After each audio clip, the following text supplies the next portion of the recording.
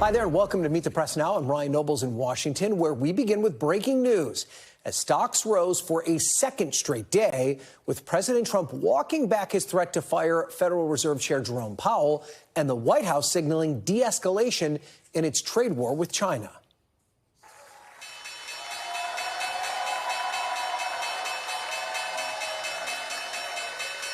Stocks finished the day higher for the second day in a row. The Dow rose more than 400 points at one point. It was over 1,000 points. Over the last two trading sessions, the major indices are up roughly 3 to 5%. Now, the improvement in market vibes comes after President Trump publicly echoed private assurances made by his Treasury Secretary to Wall Street bankers that sky-high tariffs with China will have to come down. Here's the president yesterday afternoon and this morning signaling changes to the current 145% tariff on Chinese imports. I'm not going to say, I'm going to play hardball with China. I'm going to play hardball with you, President Xi. No. We're going to be very nice. They're going to be very nice. And we'll see what happens. But ultimately, they have to make a deal. 145% is very high, and it won't be that high. It's not going to be that high. It'll come down substantially, but it won't be zero. It used to be zero. We were just destroyed. China was taking us for a ride, and just not going to happen. It's not going to happen. We're going to be very good to China. Every country wants to partake, even countries that have ripped us off for many, many years. China is an example. We're going to make a lot of money for our people. We'll be able to lower taxes substantially, and we're going to be proud of ourselves.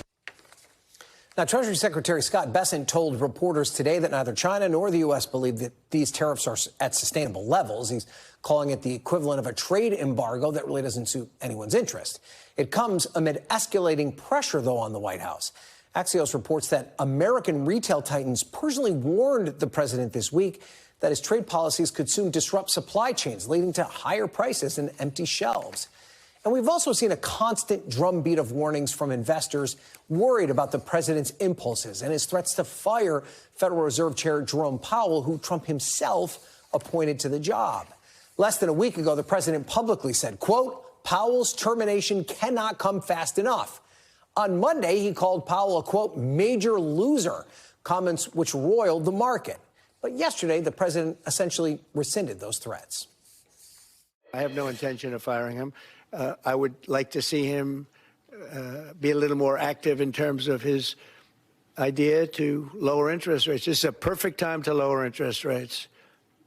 If he doesn't, is it the end? No, it's not. But it would be good timing. It could have taken place earlier. But no, I have no intention to fire him. Now, the Wall Street Journal reports that the Treasury Secretary and the Commerce Secretary were instrumental in getting Trump to drop his threats against Powell, warning him that trying to oust the head of the independent central bank would trigger legal challenges and chaos in the markets. Of course, all of the headlines right now about the president softening on the Fed and China are just that. They're just headlines right now. And in this political environment, we never know what could happen next. Joining me now is NBC News senior White House correspondent Gabe Gutierrez, NBC News business and data correspondent Brian Chung, and Jason Furman. He was the chair of the Council of Economic Advisors in the Obama White House. He's now a professor at Harvard's Kennedy School of Government. So, Gabe, let's start with you. The Trump we've heard in the last 24 hours seems to be a lot different than the Trump we heard earlier this month. What went into this change in posture? Was he spooked by the markets and the economic developments? Hey there, Ryan. Well, certainly a softening of tone from the president, as you just laid out. Look, there was a confluence of factors here that really have been building over the last several days. You talked about the markets. Look, it was just a couple of days ago that we were getting that headline that the markets were heading towards their worst April since the Great Depression. Now, add that to the fact that there were several CEOs from major retailers here on Monday, from Walmart, Target, Home Depot. Lowe's was supposed to come here, but we understand that they didn't. Either way, they had a conversation with the president here at the White House about trade, about tariffs, and that all led up to yesterday when in that Oval Office meeting with reporters, the president dramatically shifted his tone, not just about tariffs on China, but also about potentially firing Jerome Powell, who's just played. He said that he wouldn't do it. So it was several things leading up to this. Certainly a lot of people in his ear, including potentially the Treasury Secretary, Scott Bessent, and his Commerce Secretary, Howard Lutnick, may have led to that softening of the tone there. And there does appear to be a bit of confusion, Gabe, about the talks with China right now. I mean, what is the latest there with Chinese tariffs? Are the two sides actually engaging at all? Trump says the talks are active. Do we even know what level these talks are taking place at? Well, that appears to be a moving target, Ryan. The president earlier today did say that active talks were underway, but around that same time this morning, the Treasury Secretary was speaking with reporters, and he said that the talks hadn't actually started yet. And then a senior administration official telling NBC News that the talks were indeed underway, but that they were happening at a lower level, than a sub-cabinet level. So we still don't know exactly what is happening here with regards to those talks. But I want to play a little bit of what the president told reporters earlier today here at the White House. Listen. Can you clarify, Mr. President, on China? Yeah, are you thinking about lowering their tariffs? Fair deal with China. It's going to be fair. Are you talking to them actively now? Actively. Everything's active. Everybody wants to be a part of what we're doing. So again, the president there saying that active negotiations were underway. Press Secretary Caroline Leavitt this afternoon saying that they were in discussions with many countries right now. But as it stands now, Ryan, we don't have any clarity on exactly what level these talks with China are supposedly happening. And another issue we're looking to get clarity on is the future of Elon Musk. He says he's scaling back his time with Doge. What could that mean?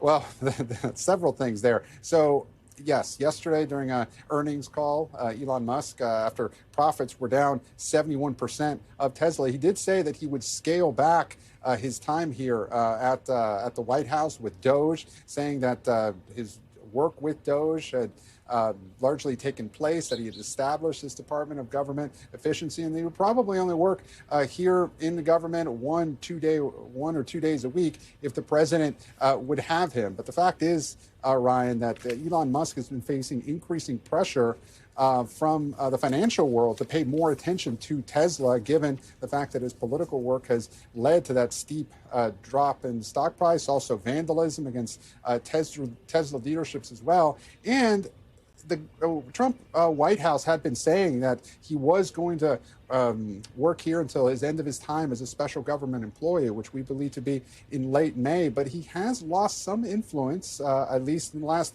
couple of weeks, because remember, it was his pick for acting IRS commissioner that was appointed. Then it was that the commissioner was dismissed just a few days later at the urging of the Treasury Secretary, Ryan. Okay, Gabe, thank you for starting us off from the North Lawn. Let's go now to Brian Chung. Another roller coaster day, Brian.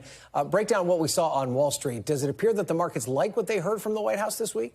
Yeah, well, it appears that they did, because the markets had a pretty nice close, in the green. They did start the morning looking like they would be even higher in terms of those gains. Now it seems like maybe investors are a little bit sobering up to the idea that maybe those conversations and the temperature of those conversations with China aren't as substantive as we thought, given that based off of what Gabe was just talking about, we don't know if those conversations are really, in progress right now. But nonetheless, this does underscore that the volatility is still present there in the markets. I mean, I think if you talk about the Overton window shifting, it seems like we are now at the stage of this trade conversation where it seems like markets are going to be very much at the whim of what those negotiations or communications between the United States and China look like. This is very similar, I want to point out, to the 2018-2019 trade war that the Trump administration in its first iteration went about with China, where there were a lot of attention was paid to Robert Lighthizer, the then U.S. trade representative, and whether or not he was having discussions with China. You saw market swings very similarly like we're seeing now. That might be the story in the months to come, just the nature and whether or not those discussions are happening, Ryan. And I wonder if investors' habits are changing as a result of this kind of unprecedented way that Donald Trump is kind of attacking the economy. I want to put up a line from Bloomberg's Matt Levine. He said that previous Treasury secretaries would have met with investors and said things like, well, the world's two largest economies will have to find a way to work together. And investors would have said, sure, of course. And it wouldn't have been particularly market moving. But now when the Treasury secretary tells you that, your reaction is, oh, wow, that's a drastic policy shift from yesterday. And then you rush to buy stocks. Does it seem as though investors are reacting to every little thing that's happening that comes out of this administration? Because they can't possibly be confident that this is the end of the de-escalation, right? Is it about short-term games right now? How's the market overall reacting to this? Yeah, I mean, Matt Levine, great read. I do want to point out that, when it comes to that kind of perspective, that's probably not a good thing for markets, because as an investor, you want certainty in the types of investments that you're making. Generally, when you buy a stock, you are hoping that you're going to get capital accumulation, or that stock price will go up based off of future cash flows. But you don't know what the future cash flows are going to be if you don't even know what the tariff rate is going to be come tomorrow or come an hour from now. So I think it speaks to the uncertainty that's underlying markets. But I think the bigger question is really, it's not about the S&P 500 or the Dow that is concerning a lot of economists and financial types. It's really what's happening in bond markets, which did apparently convince the president to scale back those tariffs on all those countries around the world. Yeah. Okay. Brian Chung, thank you for that. Let's go now to Jason Furman to get his take on all of this.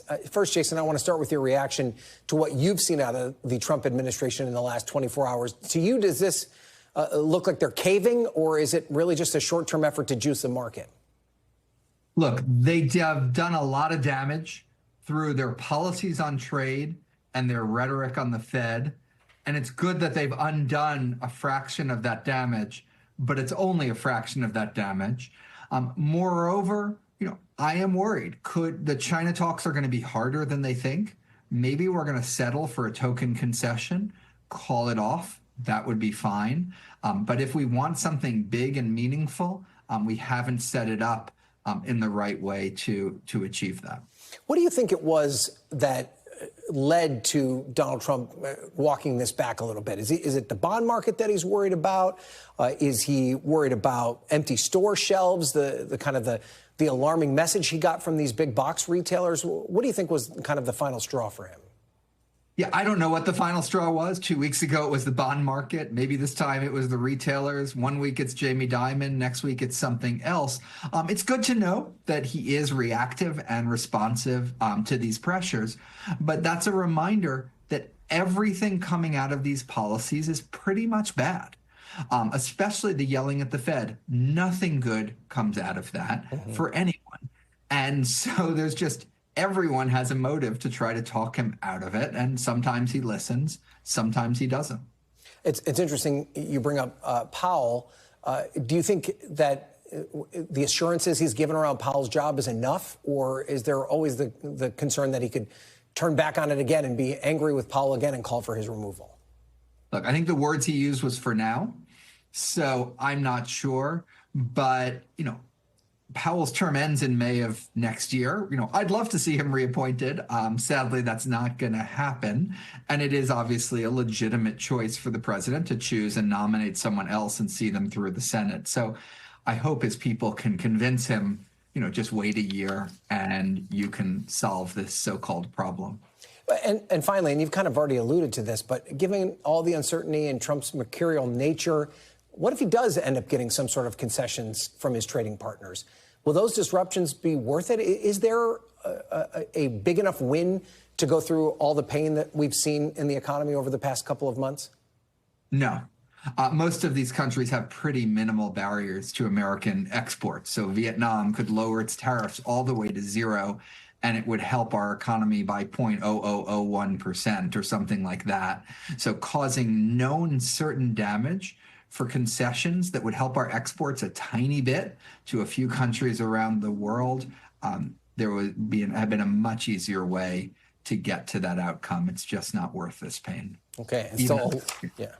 And a lot of uncertainty still ahead as we continue to go through this. Jason Furman, thank you so much. We appreciate it. Thanks for watching. Stay updated about breaking news and top stories on the NBC News app or follow us on social media.